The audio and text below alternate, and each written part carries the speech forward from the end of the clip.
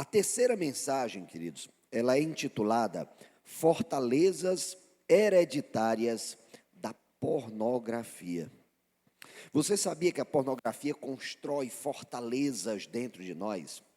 E que essas fortalezas, inclusive, podem ser legadas aos nossos descendentes? Você não sabia disso? Pois a gente vai conversar um pouquinho mais sobre isso hoje.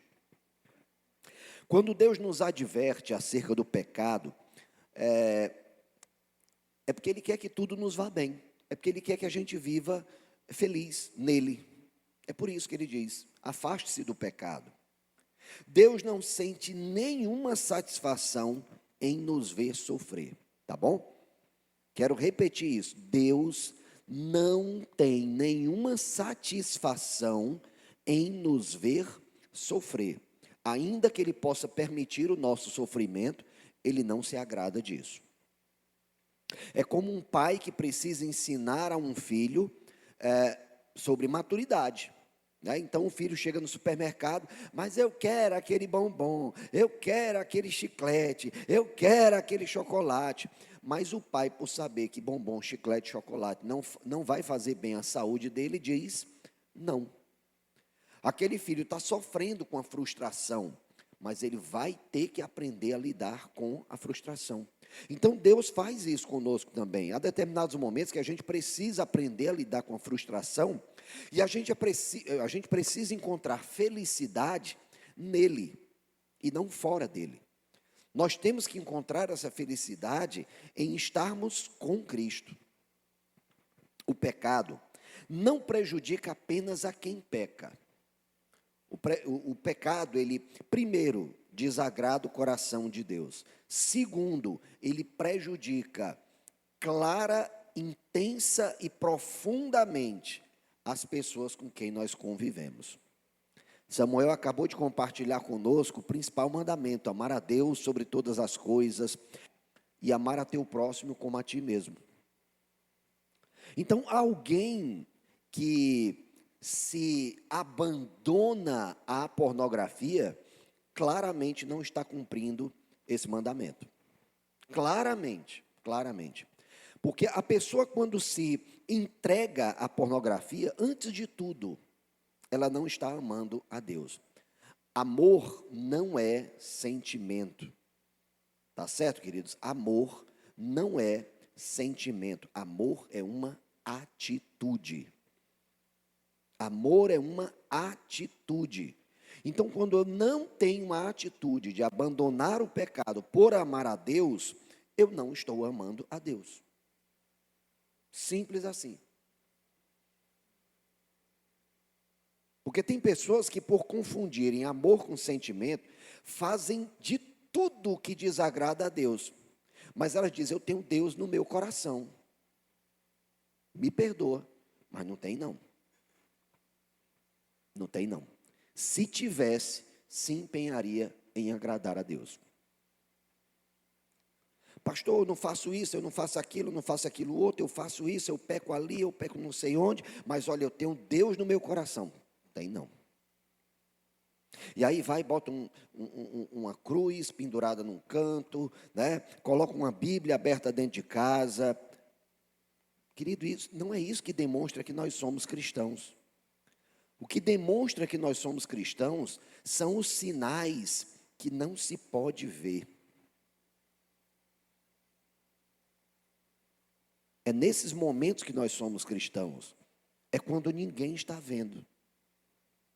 Ser cristão para mostrar aos outros que nós somos cristãos, porque hoje está na moda ser cristão. Não sei se vocês sabem, mas as estatísticas dizem que até o ano de 2030, o Brasil terá mais evangélicos do que católicos. 5 anos, daqui a 5 anos. E vocês pensam que estou muito alegre com isso. Não estou, não. E sabe por quê? Porque a estatística, ela se baseia no que a pessoa declara sobre si mesma. Eu sou evangélico. E aí o cara da estatística vai lá para fazer a pesquisa: eu sou evangélico. E está lá, cheio de prostituta na sala de casa. É evangélico? É evangélico? Passou, foi longe. É? Aí chega outro para fazer uma estatística. Qual é a sua religião? Eu sou evangélico. E aí o cara da estatística olha para dentro da casa dele, bebida lá, povo tudo embriagado dentro de casa. É evangélico? Eu creio que não. Então, queridos, nós precisamos levar isso muito a sério. Porque antes de tudo, desagrada a Deus o pecado. Depois, prejudica frontal, profunda e especialmente o nosso irmão. E digo mais, não só o irmão a quem você vê, mas prejudica também a sua descendência, que você ainda não vê. Por isso nós devemos travar uma batalha cotidiana contra o pecado, não contra o pecador. Tá bom? A nossa batalha é contra o pecado, não contra o pecador. Na sua luta contra o pecado, tenha cuidado para não matar o pecador. Porque o propósito de Deus é nos livrar do pecado e salvar o pecador, transformando o pecador em santo. É esse o propósito de Deus.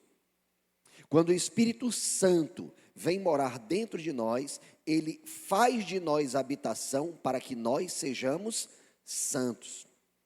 Sede santos, como o teu Deus é santo. Então, se nós entregamos a nossa vida a Jesus, verdadeiramente, se nós de fato cremos no nosso coração que Ele é Senhor, nós já somos santos, tá bom? Nós já somos santos. Lá em casa, normalmente eu e Tásla, a gente se trata, né, por amor. Às vezes, quando eu quero sair, né, estamos num determinado local e a hora já está passando muito do que a gente gostaria, aí eu chego assim perto dela e digo, minha senhora, aí ela já entendeu, né? Aí assim, o horário, né?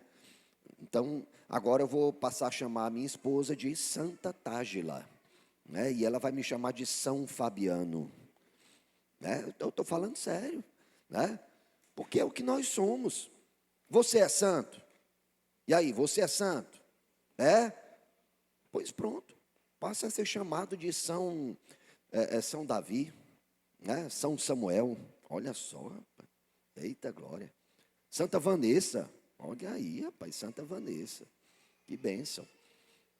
São Tiago, olha, tem uma santa nova, Santa Melícia, né? Não conhecia essa santa não, mas tem essa santa aí já, né? Canonizada já, olha aí. Isso é bom, queridos, nós precisamos nos ver como pessoas santas. De tanto olhar no espelho e ver um pecador, a gente se convence que é um pecador e o pecador produz obras pecaminosas. Mas quando nós começarmos a olhar para nós como pessoas santas, se eu sou santo, as obras que eu produzo são obras santificadas.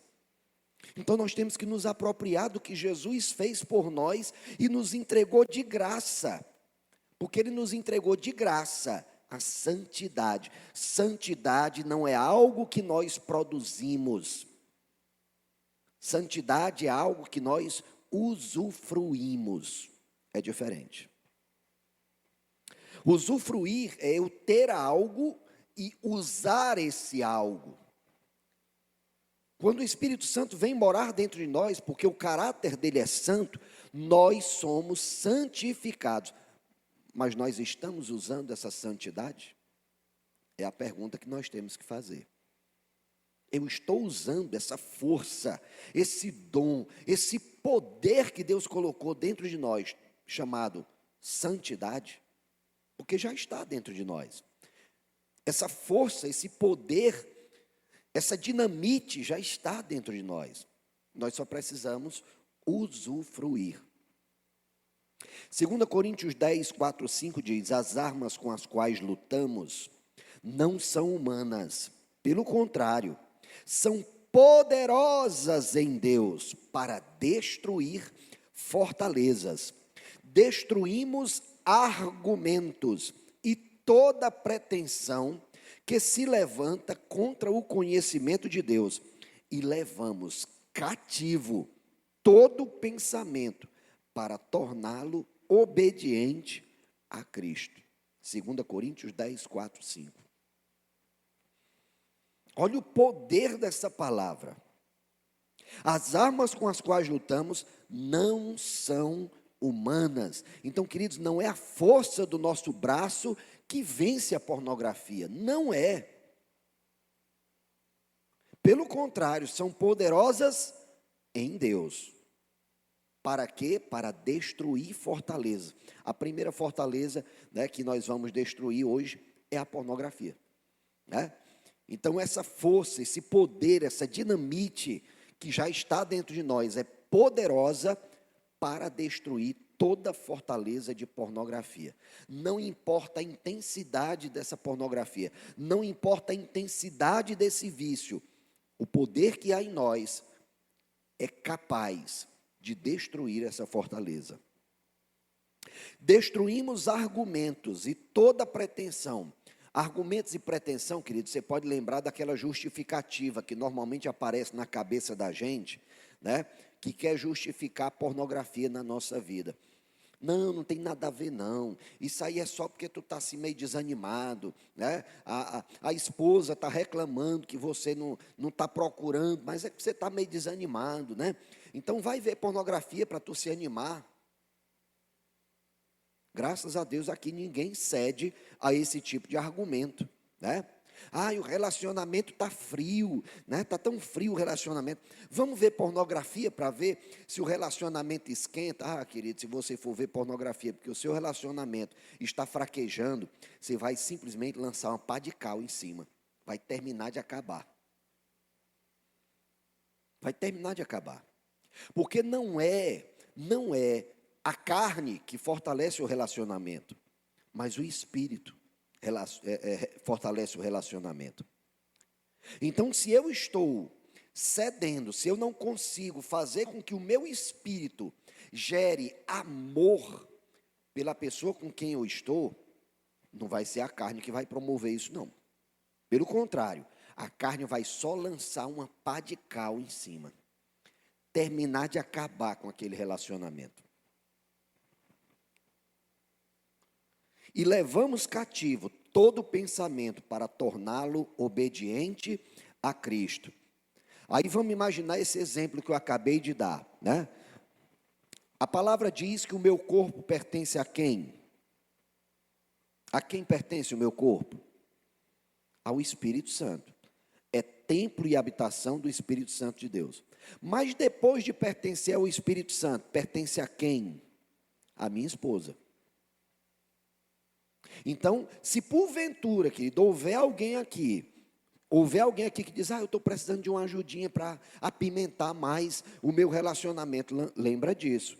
Antes de tudo, teu corpo pertence ao Espírito Santo, depois pertence ao teu esposo ou à tua esposa.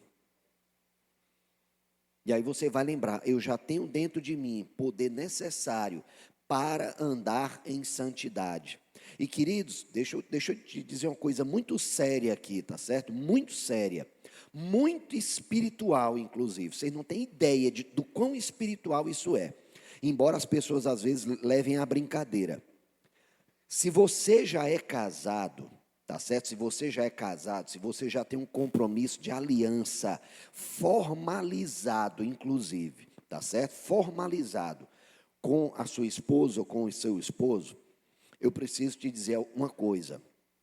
Você que é casado, vive em santidade se vocês estiverem fazendo sexo com regularidade.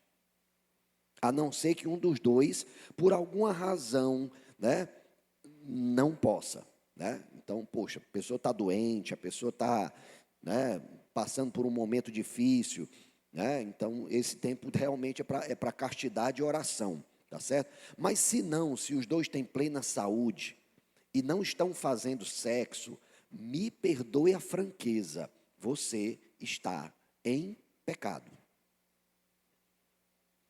E qual é a medida, pastor? Quantas vezes por mês? Aí é um assunto de vocês, aí vai depender muito do casal, né? Vai depender muito do quanto um e outro necessitem de sexo. Mas se já é casado, vocês precisam fazer sexo. Se você não é casado, ande longe disso. Ande longe disso, porque o sexo foi feito para o casamento, para um pacto de aliança. Se você ainda não tem maturidade para casar, não tem maturidade para o sexo. Se você ainda não tem responsabilidade para casar, também não tem para o sexo. Porque o sexo produz consequências, e uma delas são filhos. Se você ainda não tem maturidade para cuidar de um filho, não faça sexo. Ok? Eu fui claro? Suficientemente claro? Eu espero que sim.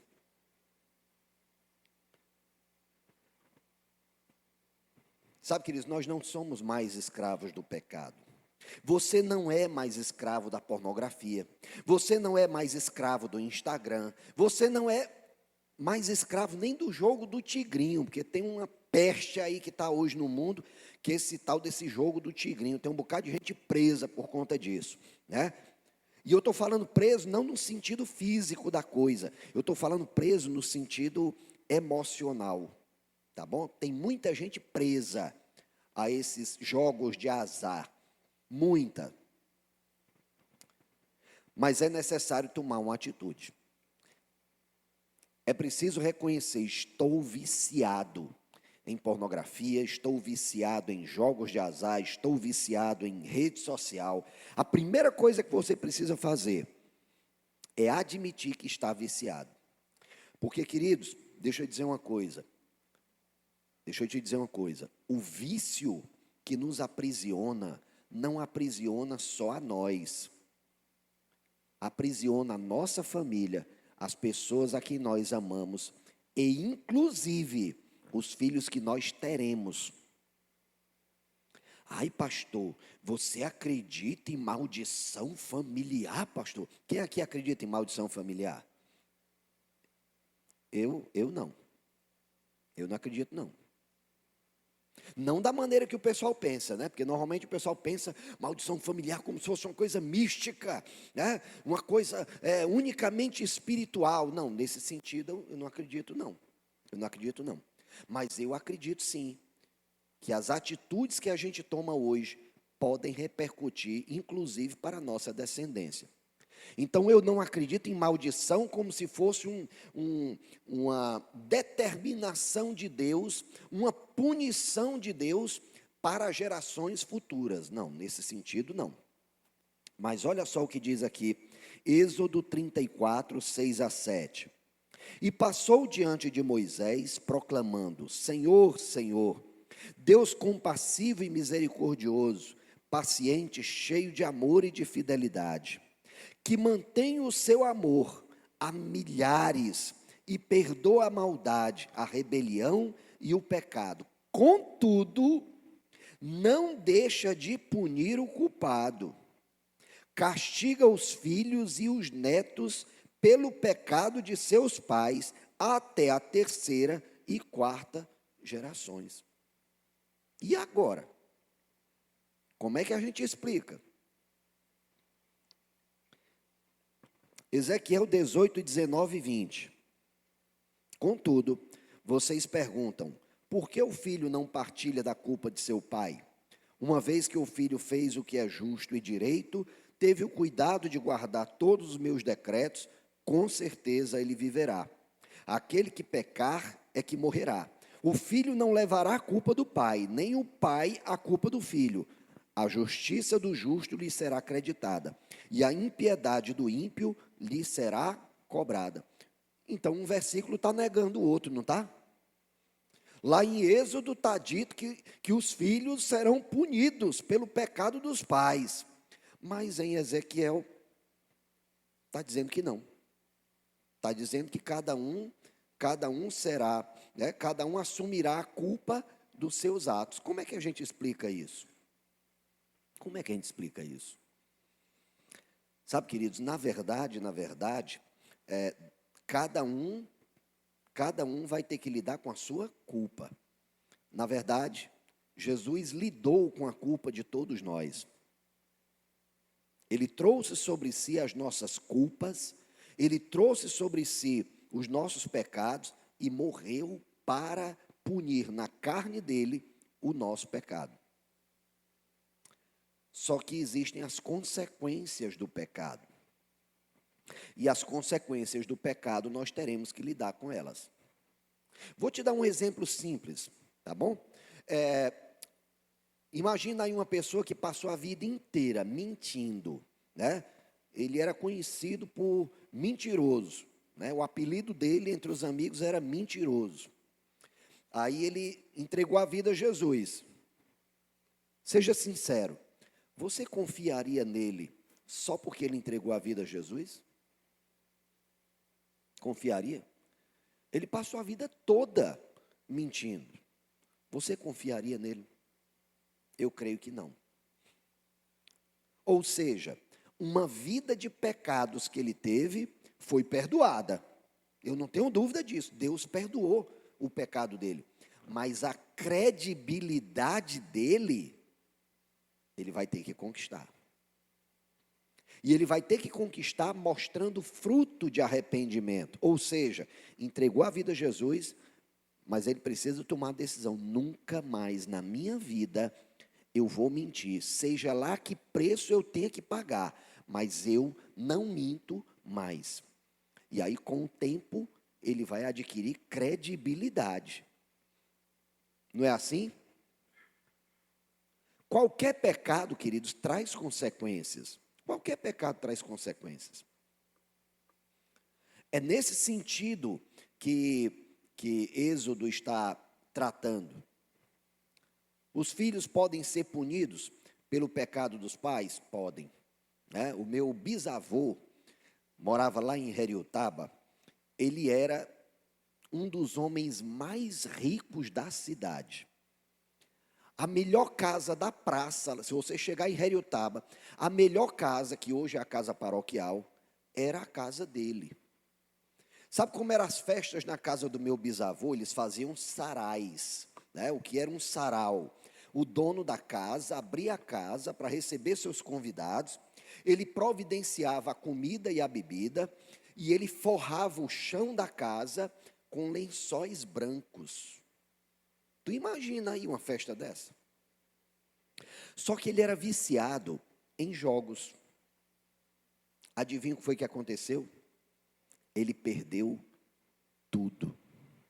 A minha bisavó, esposa dele, terminou a vida morando de favor numa casinha de taipa. Já imaginou uma coisa dessa? Consequentemente, os filhos e as filhas tiveram que viver na penúria mesmo. Então, os tios tudo ricos, mas eles pobres.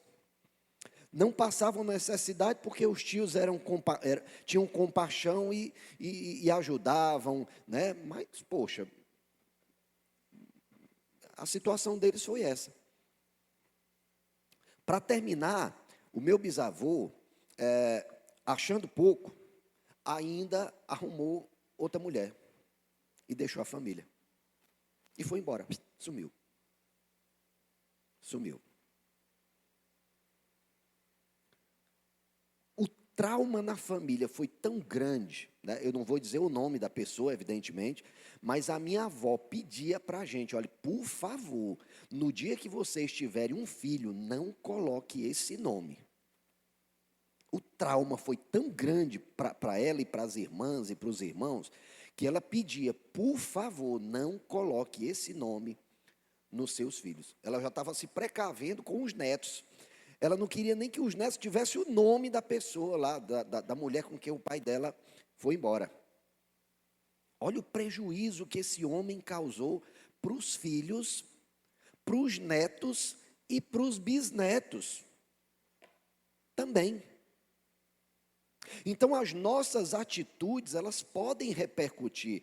E digo mais, ainda digo mais, porque se a gente deixasse só no campo da filosofia, se a gente deixasse só no campo da possibilidade, já seria grave, já seria grave. Só que a ciência chegou à conclusão de que os nossos atos presentes podem gerar marcas no nosso DNA. Quando você chegar em casa, você procura pesquisar no Google sobre epigenética, tá bom? Chegar em casa, você procura ver lá o que é epigenética. Há pouco tempo a gente só sabia o que era genética, né? Aí DNA, fizeram lá o estudo do genoma, né? Algumas pessoas acharam, não, eu sou desse jeito porque os meus genes são assim. Epa, essa tal epigenética descobriu que as nossas atitudes presentes podem ativar ou desativar determinados genes do nosso DNA. Não altera o DNA, está lá. A possibilidade de câncer está lá. Mas se você tiver uma vida saudável, se você se abstiver de determinados alimentos, se você fizer uma higiene mental, evitando estresse, evitando ansiedade, aquele gene está lá para o câncer, mas ele pode ficar inativado. E sabe o que é melhor? Sabe o que é melhor? Essa característica de inatividade do gene para o câncer pode ser transmitida aos seus filhos. Isso é ciência, querido. Ciência. Da mesma maneira, né, porque aqui eu estou falando sobre epigenética, e a gente já puxa logo para a química, só que eu quero te advertir de uma coisa, essa epigenética chegou à conclusão de que a ansiedade também pode promover isso.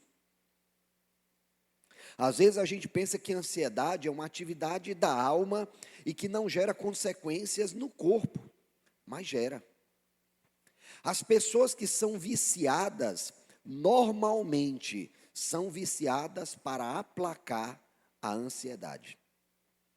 Elas ficam ansiosas com alguma coisa, e aí a maneira de aplacar a ansiedade é no vício em rede social, é no vício da pornografia, é no vício de compras. Tem gente que vai aplacar a ansiedade comprando coisas. Vai deixar consequências para os filhos, inclusive nos genes. Da mesma maneira, aquela pessoa que decide viver uma vida de abstinência, né, daquilo que faz mal, então ela se abstém de açúcar, ela se abstém de alimentos muito processados, ela se abstém de situações muito estressantes, ela se abstém de ansiedades muito intensas, ela se abstém de tudo isso. Isso vai gerar uma marca genética que ela vai transmitir também aos seus filhos e aos seus netos.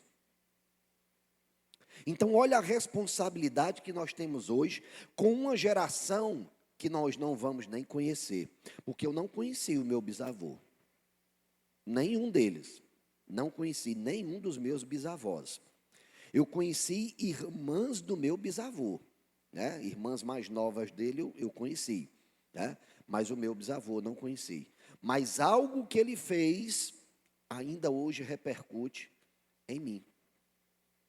Ainda hoje. Na família do meu pai, existe um asco a qualquer jogo de azar. Jogar baralho na família do meu pai é pecado. Nenhum deles, se você for para a casa de qualquer dos meus tios, você não vai ver nenhum deles jogando baralho. É pecado jogar baralho? É pecado? Para minha família é. Por quê? Por causa do prejuízo que meu bisavô causou à família todinha. Sinuca, é pecado jogar sinuca? É pecado? É não. Mas na família do meu pai, sinuca só se for dentro de casa. Jogar sinuca fora de casa, de jeito nenhum. Isso é algo pesado, inclusive. Dentro da cultura da família do meu pai, é algo pesado. Não pode. Não pode. Né? E por quê? Por causa de um ato do meu bisavô, a quem eu nem conheci. Tá? Então imagina só o que nós estamos legando para os nossos filhos por causa dos comportamentos que nós temos no nosso presente. Imagina o prejuízo que alguém está causando à própria família por não encarar que está viciado em pornografia. Mas como mudar esse padrão epigenético, né? Porque nós não estamos aqui para saber o que é que a pornografia pode fazer na nossa vida, mas nós queremos é nos libertar completamente de qualquer vício, não é isso? Então a primeira coisa, peça perdão, se arrependa e quebre essa tendência hereditária pela fé no sangue de Jesus. Isso é o primeiro passo, tá bom? Tenha consciência desse pecado. Quebre esse pecado na sua vida, para que os seus descendentes não tenham que suportar esse mesmo peso.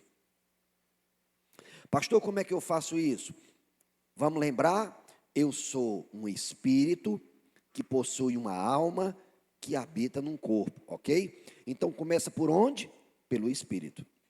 Então começa no espiritual, começa eu tendo consciência desse pecado, assumindo esse pecado e pedindo perdão a Deus, e tomando posse desse perdão pelo sangue de Jesus, ok? Então no espírito eu já estou livre do vício, mas na alma ainda não. Na alma ainda não. Então o que é que eu vou precisar fazer? Eu vou precisar utilizar todo o potencial, toda a força, todo o poder do Espírito que já mora dentro de mim, para fazer com que o meu pensamento, a minha alma, seja cativa a obedecer a Deus. Aí é onde entra o poder da santidade que já vive dentro de nós. 1 Pedro 1, 18 e 19. Pois vocês sabem que não foi por meio de coisas perecíveis, como prata ou ouro, que vocês foram redimidos de sua maneira vazia de viver, olha só, que lhes foi transmitida por seus antepassados, mas pelo precioso sangue de Cristo, como de um cordeiro sem mancha e sem defeito, conhecido antes da criação do mundo, revelado nesses últimos tempos, em favor de vocês. Então pensa comigo, se no meu DNA eu trago genes que podem me potencializar ao vício, né? Porque é um fato, se meu bisavô fez o que fez, né? Por conta de vício em jogos, poxa, os descendentes dele precisam ter cuidado, né? Precisam ter cuidado. Tinha um tio meu, neto dele, que infelizmente era alcoólatra. Neto dele era alcoólatra. Fez de tudo, os irmãos, a família fez de tudo para ele deixar esse vício, mas não deixou. Já faleceu. E era um dos irmãos do meio para baixo do meu pai, né? Nem era dos mais velhos não, viu? Era dos mais novos. Faleceu, já há algum tempo. Só que, pensa comigo, poxa, se eu recebo esse gene do meu pai, né? Hoje eu também tenho um outro pai, não tenho? Deus não é meu pai? Jesus Cristo não derramou o sangue dele em favor de mim? Então eu também posso contar com a genética espiritual de Deus, né? Não a genética biológica, mas a genética espiritual do meu pai. Então se antes eu era impulsionado, se antes eu era inclinado a determinado vício, por causa do que os meus antepassados me legaram, agora que sou filho de Deus, eu recebo também o legado de Deus. E a escolha é nossa, viver de acordo com o legado que nós recebemos dos nossos antepassados biológicos, ou viver de acordo com o legado que nós recebemos do nosso Pai eterno, daquele que nos criou, né? Daquele que é nosso Pai não apenas espiritual, né? Ele é nosso Pai integralmente, Ele é nosso Pai muito mais do que o nosso Pai biológico, porque foi esse Pai que criou esse Pai. Foi o Pai do céu, foi o Pai eterno que criou o nosso pai biológico. Então ele é muito mais pai do que o nosso pai biológico. A genética, o legado dele é muito mais poderoso do que o legado que nós recebemos dos nossos pais biológicos. Modifique seu padrão epigenético através da criação de novas vias neurais, né? Segundo passo. E aí eu vou te dar uma explicação, como é que isso acontece, né?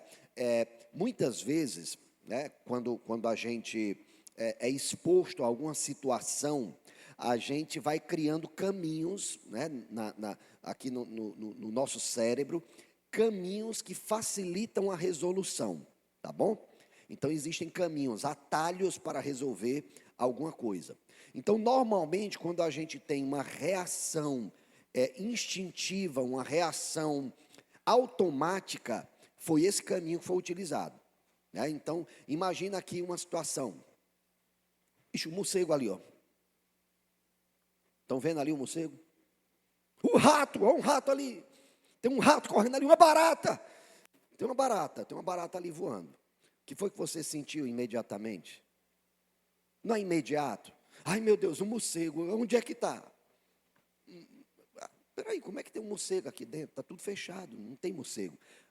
O cérebro da gente não vai atrás de explicações. Se tem um morcego, eu tenho que ver onde é que ele está para eu fugir dele. Se tem uma barata, ai, não tenho medo de barata, eu tenho nojo. É diferente, né? Mas eu quero estar longe dela. Não é assim? Não é dessa maneira? Não, a gente não para pensar. A gente reage.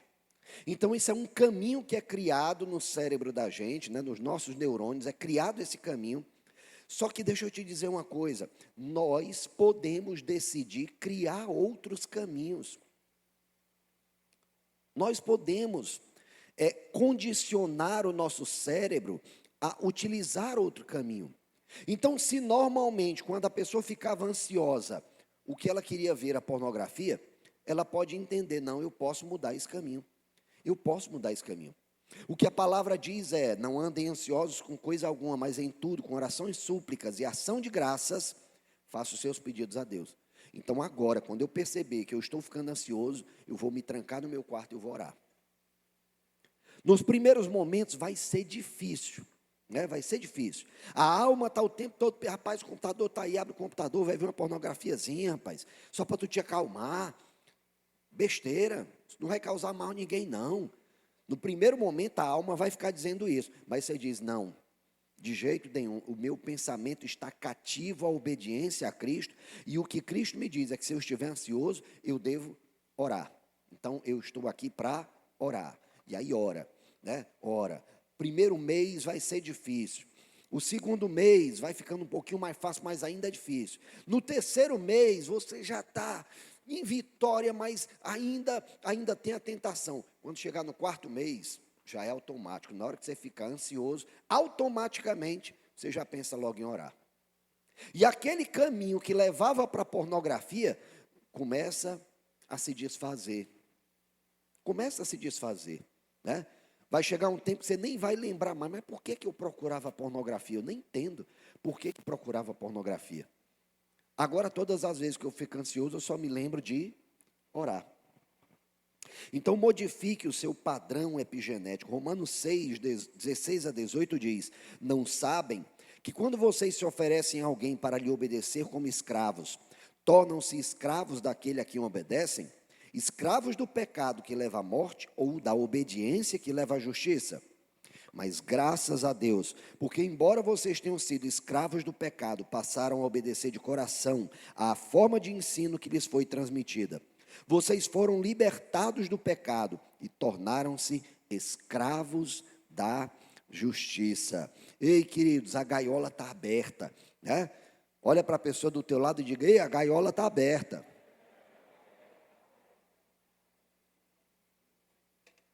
Antes nós éramos escravos, porque a gaiola estava fechada. Jesus abriu a gaiola. Nós precisamos tomar a decisão de sair da gaiola do vício. Nós precisamos tomar a decisão de abandonar a gaiola do vício. 1 Coríntios 2,16, olha só que preciosidade. Quem conheceu a mente do Senhor para que possa instruí-lo? Nós, porém, temos a mente de Cristo. Olha que preciosidade. Se antes a tua mente, legada pelos teus pais, te levava ao vício, agora você tem a mente de Cristo. Agora você tem o poder necessário para dizer não ao vício, para dizer não ao sexo antes do casamento, para dizer não todas as vezes que no casamento você quiser se distanciar da intimidade. Hoje você pode dizer não. Gálatas 5,16 diz: por isso digo, vivam pelo Espírito, e de modo nenhum satisfarão os desejos da carne. Sabe, queridos, o maior erro de alguém que quer se livrar do vício é ficar dizendo: eu não quero mais fazer isso, eu não quero mais fazer isso, eu não quero mais fazer. Se você ficar usando esse mantra na sua vida, você vai cair no vício de novo. Não faça isso. Assuma para Deus, pela fé, tome posse do que Deus já te legou, a mente dele. E aí você vai e diz: eu tenho a mente de Cristo. Começa a encher tua mente da herança que você recebeu em Cristo, tá bom? Lembra-se que você é filho de Deus, herdeiro de Deus, co-herdeiro com Cristo. Tudo aquilo que o Pai legou a Cristo, legou a você também por estar em Cristo. Não é por merecimento seu, é porque nós estamos em Cristo que nós recebemos essa herança. Mas nós precisamos usufruir dessa herança.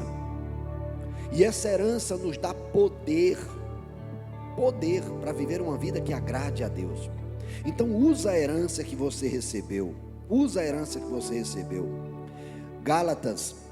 Colossenses 1, 22, 23.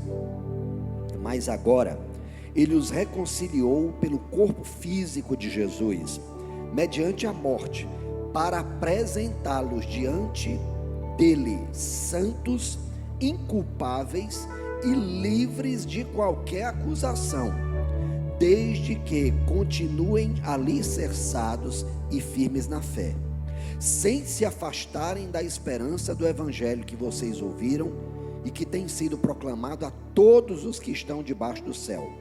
Este é o evangelho do qual eu, Paulo, me tornei ministro. 2 Coríntios 2,17. Portanto, se alguém está em Cristo, é nova criação. As coisas antigas já passaram, eis que surgiram coisas novas. Você foi viciado em pornografia? Dê um ponto final nisso. E a partir desse momento, declare que você é santo. Declare que você é santo. Não lute contra a pornografia, dê um ponto final nela. Simplesmente dê um ponto final. A partir de hoje, estou dando um ponto final na pornografia na minha vida. A partir de hoje, eu não vejo mais. A partir de hoje, eu vou ser radical. A partir de hoje, eu vou encher minha mente com coisas boas. A partir de hoje, eu vou encher minha mente com aquilo que agrada ao Senhor. Faça isso. Faça isso. É necessário tomar posse de quem nós somos no Espírito. Santos, inculpáveis, perfeitos, justificados, regenerados é o que nós somos. Vamos ficar de pé?